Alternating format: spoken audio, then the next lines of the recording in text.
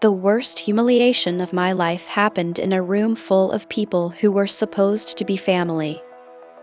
It happened under soft lights, expensive music, and the kind of forced laughter people use when they think money has made them untouchable. My brother stood at the center of it. His investors were there. His wife was there. My parents were there. And by the time I walked out, everyone in that room had seen me reduced to a joke. What none of them understood was this. That night did not end when I left the party. It kept moving. Quietly. Weeks later, the company my brother treated like a second religion began to crack from the inside. And when it finally started collapsing, everyone wanted to act like it had nothing to do with what they did to me. Stories like this are the reason people come to exposed stories media. Not because public humiliation is entertaining, because the truth behind it usually runs deeper than the scene itself. People don't humiliate you in public unless they already believe your silence is guaranteed. And sometimes, the moment they make that mistake is the moment everything begins to turn. My brother's name is Adrian. He was 3 years older than me, and for most of our lives he was the one people believed in first. He had the kind of confidence that made adults assume competence before he had even proved it. Teachers praised him. Relatives trusted him. When he spoke, people listened as if certainty itself were a credential. I was never that kind of person. I was quieter, slower to enter rooms, less interested in being impressive. I noticed patterns before I trusted them. I asked questions at the wrong moments. In a family that admired performance, that often made me look like the difficult one. Our father came from a world where success was visible or it wasn't real. He respected numbers, titles, and clean public images. Our mother cared more about peace than truth, especially if truth risked breaking the family atmosphere she spent her life trying to hold together. That combination shaped everything. Adrian learned early that if he sounded confident enough, no one would push him very hard. By the time he was in his late 20s, he had turned that instinct into a career.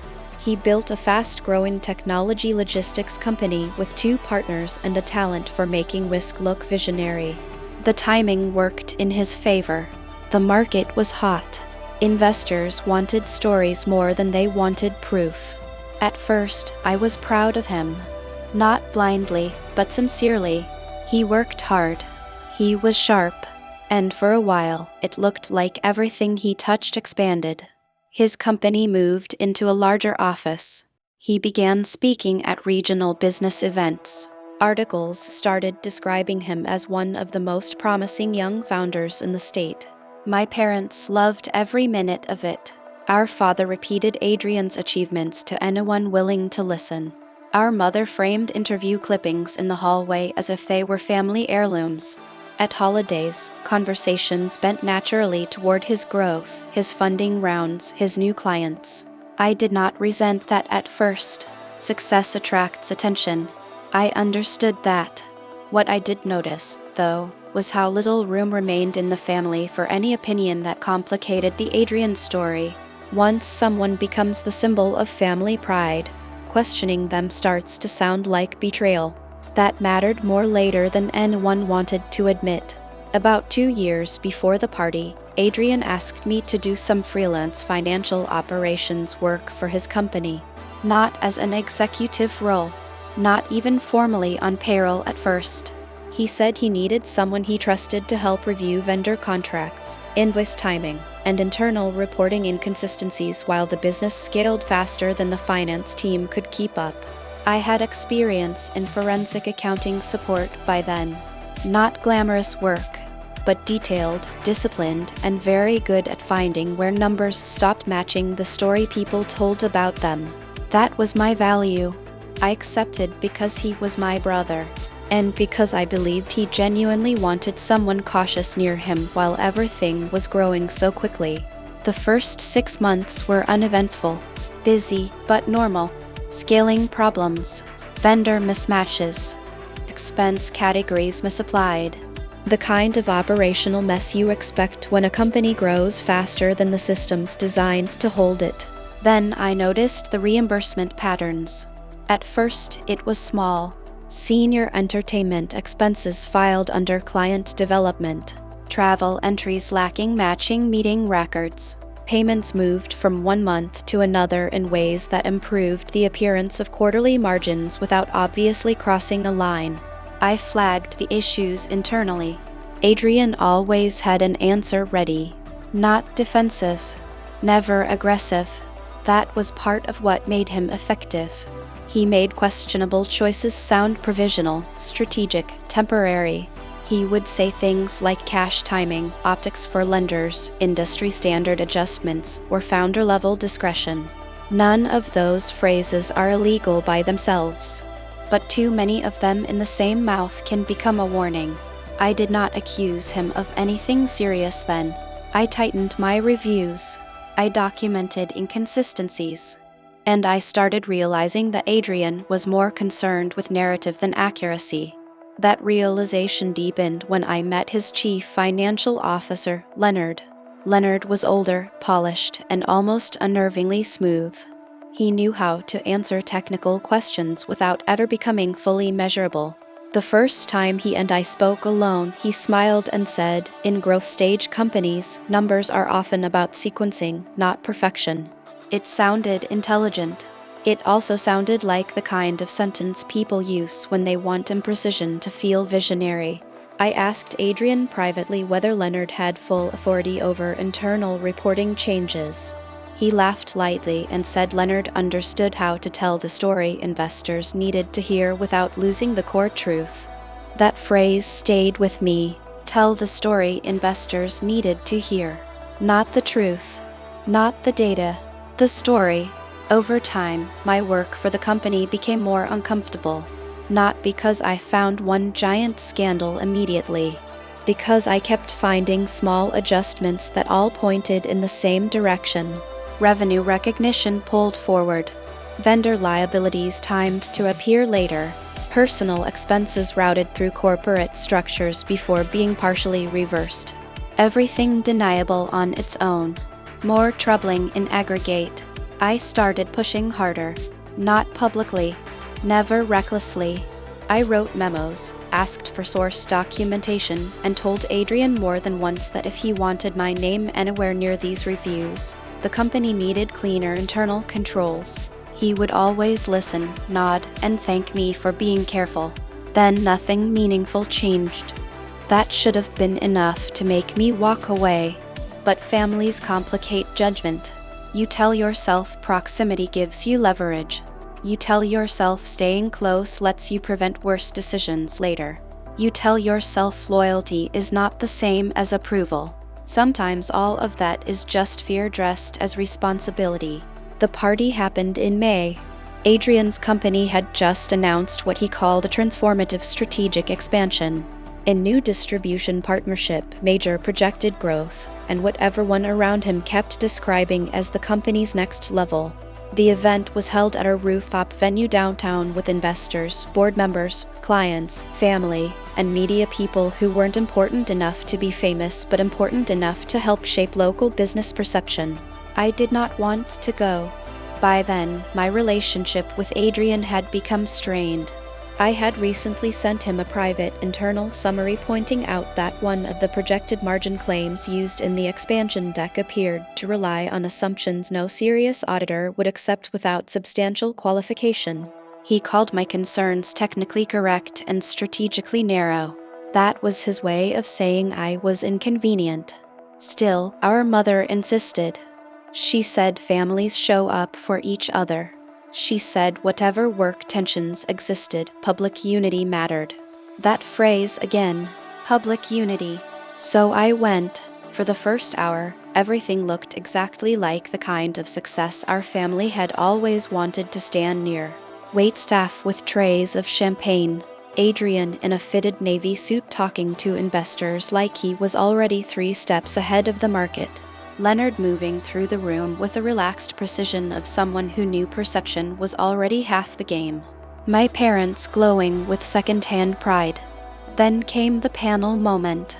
It wasn't a formal panel, just a staged conversation in front of investors and invited guests where Adrian and Leonard answered questions about the company's growth strategy. At one point, one of the investors asked about operational risk and whether Adrian had anyone in his circle who still thought like a skeptic. Adrian smiled. He looked directly at me across the room. Then he said, "We do, actually.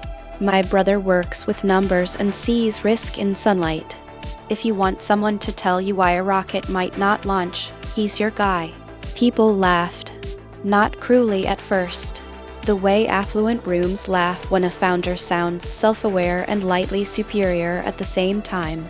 I smiled once because the social instinct to survive embarrassment is stronger than dignity for a few seconds. Then Leonard added something. He said, he once sent us a 4-page memo explaining why confidence could be materially overstated. More laughter. This time louder. Because now the joke had shape. I was not the careful relative.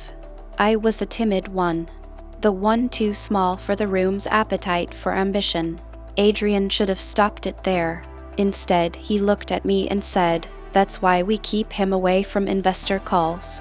That line landed hard. Because it did more than tease me. It publicly reframed my professional objections as emotional weakness. Not caution. Fear. Not analysis. Negativity. A woman beside me, someone from one of the venture firms, glanced over with the kind of amused pity people reserve for relatives who were clearly invited for optics, not respect. My face burned. I wanted to leave immediately. But before I could move, one of Adrian's board members raised his glass and said, "Every success story needs one paranoid accountant in the family." The room laughed again. My father laughed too. That was the part I remember most clearly. Not because he meant to wound me, because he chose the room over me in the exact moment it mattered. I left 10 minutes later. No speech. No confrontation. Just a quiet exit through the service hallway because humiliation becomes more humiliating when you let people watch you recover from it. In the elevator down, my phone buzzed. It was a message from Adrian. "Don't take it personally." They liked the energy. That single text changed my relationship with him permanently, because it told me everything. He knew exactly what happened. He knew it had been public, calculated, and useful to his image. And he believed my humiliation was acceptable collateral if the room left feeling he was bold enough to dismiss internal caution. Weeks later, his company started falling. Not because of karma in the simple, magical sense people like to imagine. Because the same arrogance that made him laugh at risk in public had already infected the decisions behind the company itself. And now, finally, reality was catching up. I did not speak to Adrian for 8 days after the party. He texted twice. Both messages were light, almost irritated by my seriousness. One said I was overeating a room built on momentum. The second said family should not confuse business theater with betrayal. That phrase told me more than he intended. Business theater. He knew exactly what he was doing. He had turned my professional concerns into part of his performance, and because it worked for him socially, he thought that should end the matter. That is how some people justify cruelty. If it serves the narrative, they call it necessity. During those 8 days, I made a decision. I would never again raise a substantive concern with Adrian verbally unless I had already documented it for myself first. Not to trap him, to protect my own memory from being rewritten by his confidence later. That decision mattered almost immediately. About a week and a half after the party, I received an internal email chain by mistake. At least, that is what I was told later. One of the junior analysts forwarded a reporting package to a distribution list that still contained my old consulting address. Attached were revised liquidity projections for the expansion deal. The numbers looked wrong. Not suspicious in a loud, obvious way. Worse than that. Familiar. Projected receivables had been accelerated again. Expense recognition for 2 distribution obligations appeared delayed. and one section referenced expected capital support from a client concentration that, based on prior documents I had seen, did not exist in finalized form. I compared the new file to the deck Adrian had celebrated at the party. The gaps were material, not cosmetic, not strategic optimism. Material enough that any sophisticated investor who saw the underlying support could start asking the wrong questions. I emailed Adrian privately and asked for source documentation. No accusation, no drama, just a request. He replied 3 hours later with one sentence. "Not your lane anymore." That answer made me colder than anger would have. Because once a person rejects scrutiny while still benefiting from your previous credibility, the relationship is no longer strained. It is structurally dishonest. The next sign came from the market, not from me. One of the trade publications that had praised Adrian's expansion 2 weeks earlier ran a small update noting that the strategic partnership had been revised pending integration timing. That language sounded harmless to ordinary readers. To anyone used to financial phrasing, it meant a piece of the deal was already unstable. Then a supplier called me. He had worked with our family years before and did not realize my role with Adrian's company had become informal and strained. He asked whether delayed payment batches were part of a seasonal cash cycle or if he needed to start protecting his exposure. The question itself was the answer. I asked how delayed. He gave me dates and invoice ranges, enough to confirm what the revised projections had already implied. Cash pressure was real, not theoretical, real enough that counterparties were noticing. That evening, I sat with my notes, old memos, and saved email summaries and did something I had avoided for too long. I stopped asking whether Adrian was simply too aggressive. And I started asking whether he was knowingly presenting investors with a picture he no longer believed himself. That is a different moral category. Growth stage optimism is one thing. Maintaining a public story after internal conditions materially contradict it is something else entirely. I knew that. Adrian knew that. Leonard certainly knew that. 3 days later, the first investor rumor surfaced. A friend of mine in compliance, who knew I had done earlier work for the company, texted me a simple question. Why is your brother's CFO shopping explanations to people before anyone has asked publicly?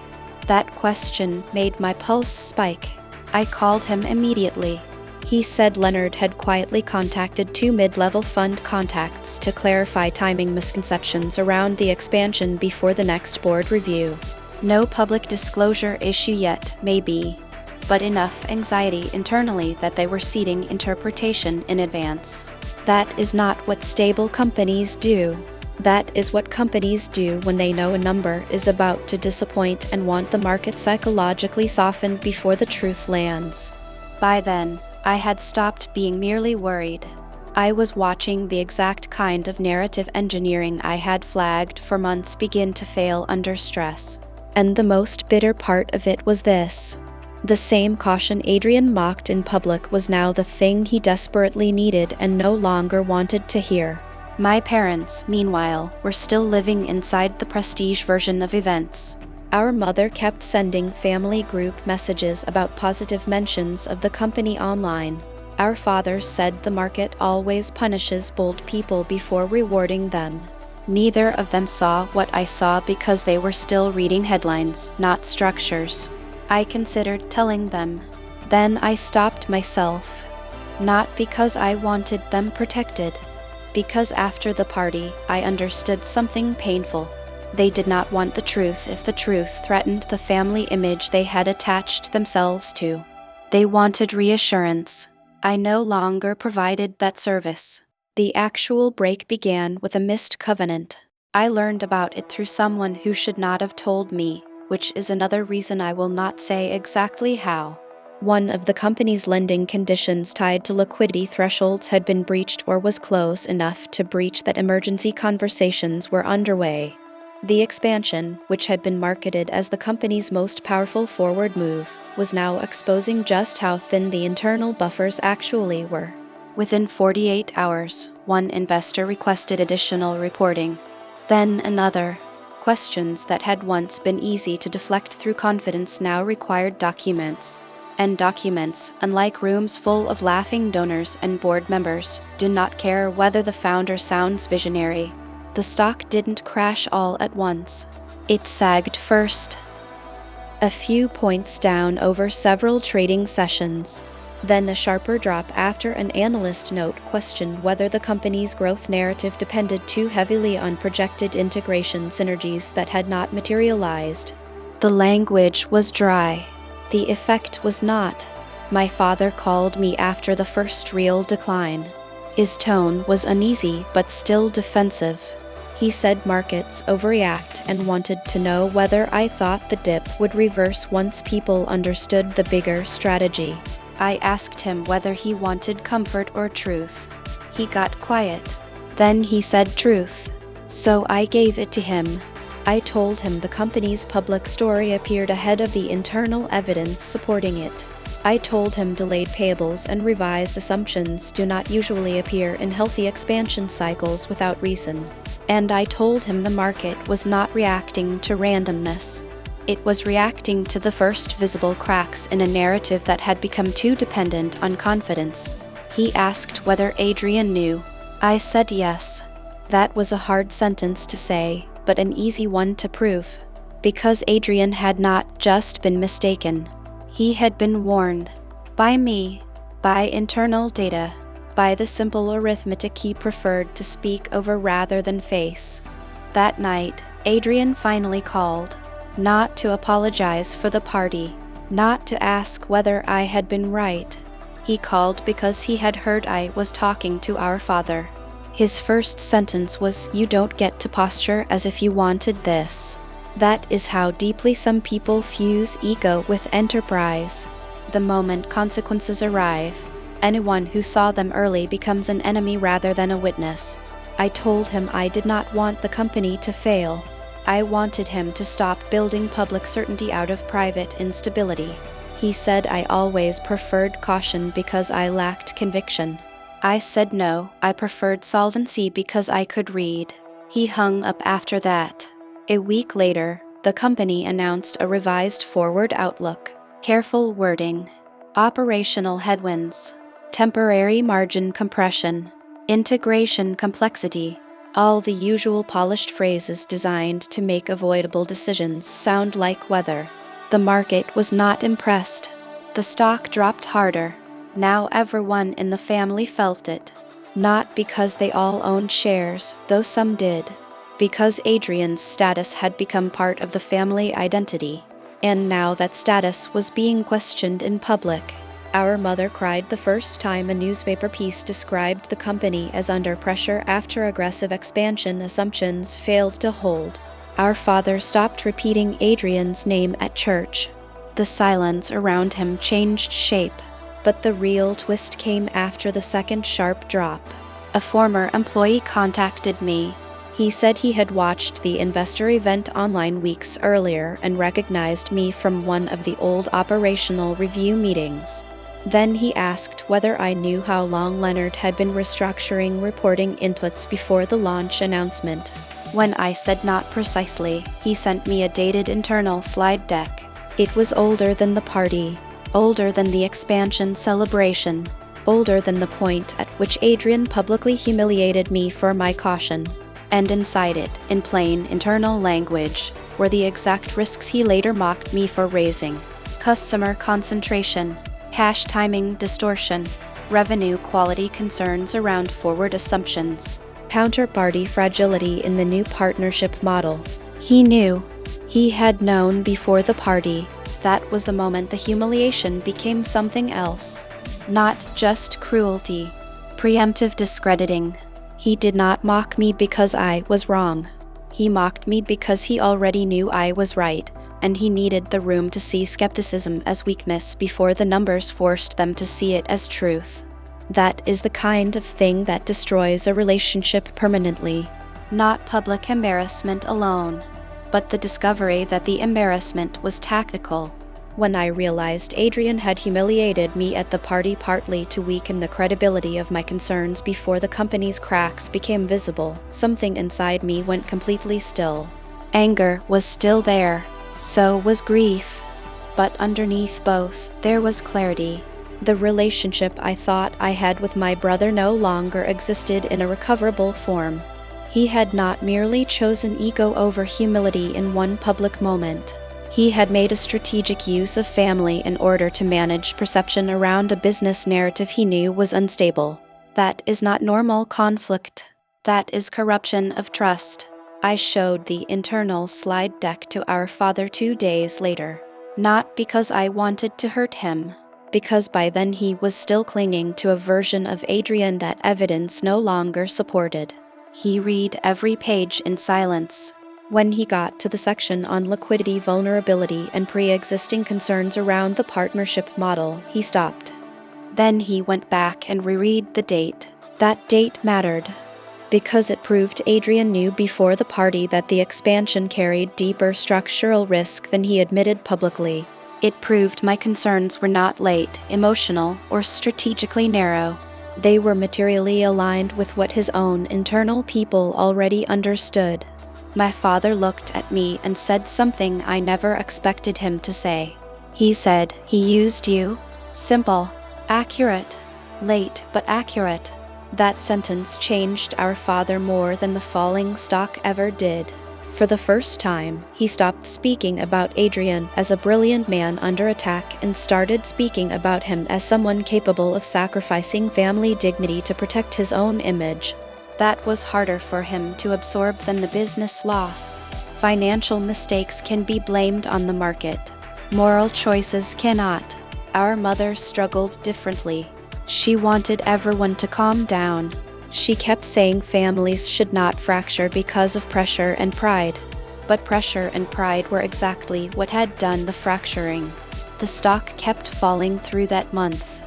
Not into total ruin, not immediately, but far enough that lenders tightened, analysts turned skeptical, and journalists who once treated Adrian like a young visionary started using words like overextended, aggressive, and exposed.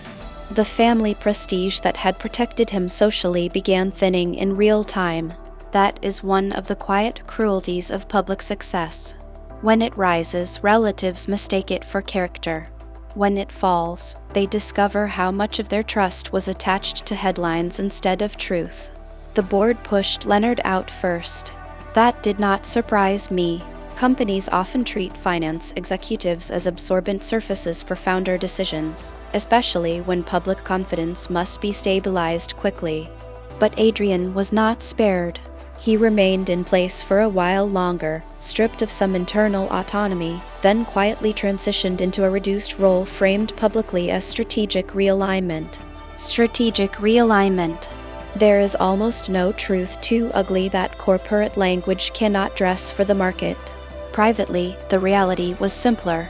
He had lost credibility, not because failure alone is unforgivable, because the story used to support the expansion no longer matched what too many people inside the company already knew. During that time, Adrian reached out twice. The first time by text, the second with a long email. Neither message contained the word sorry. That matters. He said the party joke had gone too far in hindsight. He said I should have known he respected my intelligence even when he disagreed with my temperament. He said I was choosing to interpret things in the worst possible way because the company's recent troubles made it emotionally satisfying to recast past tensions as moral certainty. I read that email 3 times. Not because it confused me, because it clarified him. Even then, with the stock down, the board nervous, our father finally disillusioned, and the evidence undeniable, he still wanted to negotiate interpretation rather than face the plainest truth. He had used my public humiliation as part of his internal damage control strategy. I did not reply. A month later, he showed up at my apartment. I almost did not let him in. Then I did. Partly because part of me needed to hear whatever he would say without email polish or investor posture protecting him. He looked thinner, more tired. but not broken. He sat on my couch and stared at the floor before speaking.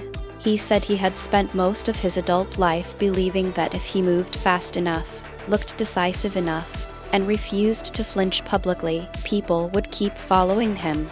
That may have been the closest he ever came to honest self-diagnosis. He said the party had felt like a pressure point.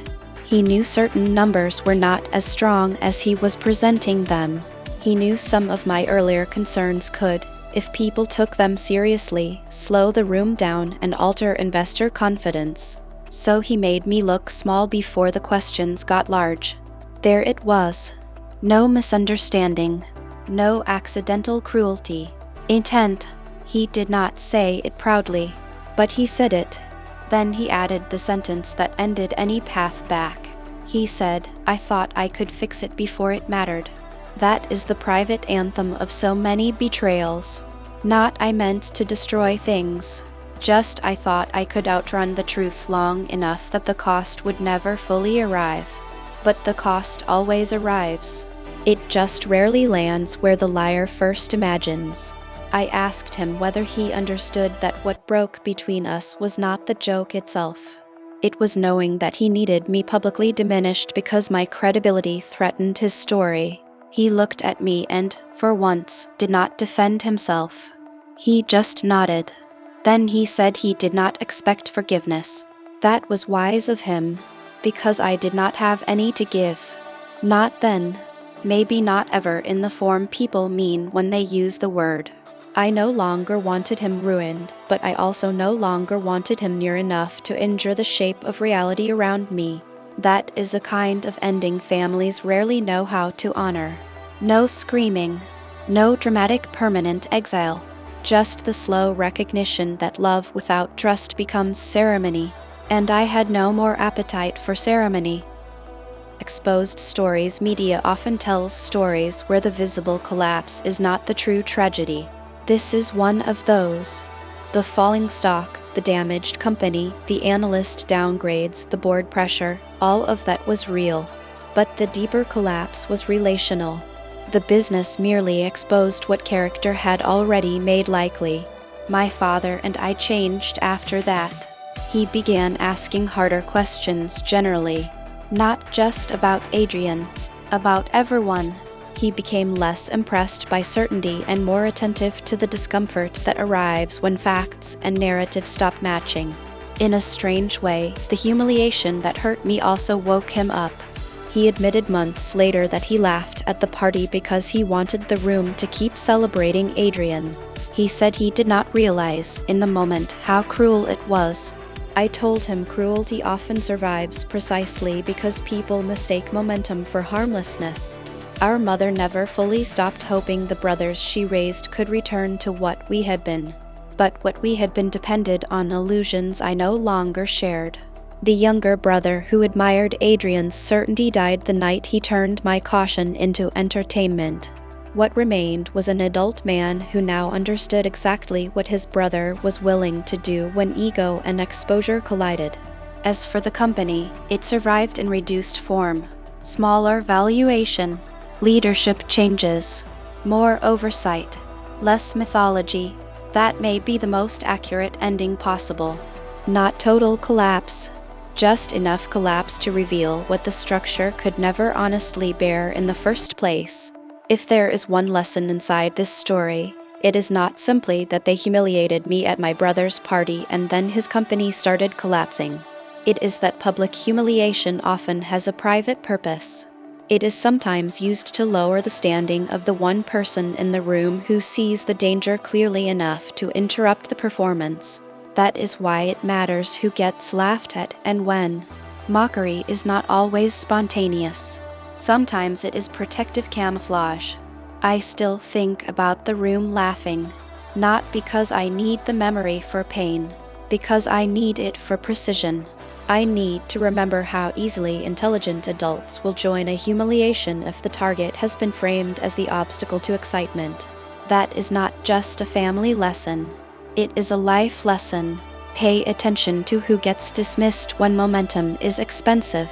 Pay attention to whether their caution is mocked before or after the numbers start slipping. My relationship with Adrian never recovered. We speak rarely. When we do, the conversation stays on the surface, where nothing living can truly survive. That is sad, but sadness is not the same thing as error. Some relationships are not destroyed by one terrible act. They are destroyed when one act reveals the actual hierarchy inside the relationship, and you finally learn where you stood all along. If this story stayed with you, that may be because it reveals something larger than one founder, one party, or one family embarrassment. That is why exposed stories media matters. Not only because public humiliation makes people curious, because behind it, there is often a more important truth about power, narrative, and who gets sacrificed to keep a lie or a dream looking alive for just a little longer. If someone ever turns your honest caution into a public joke, pay close attention, especially if money is involved, especially if the room is built on confidence, especially if the person doing it needs the future to keep looking clean for just a little while longer.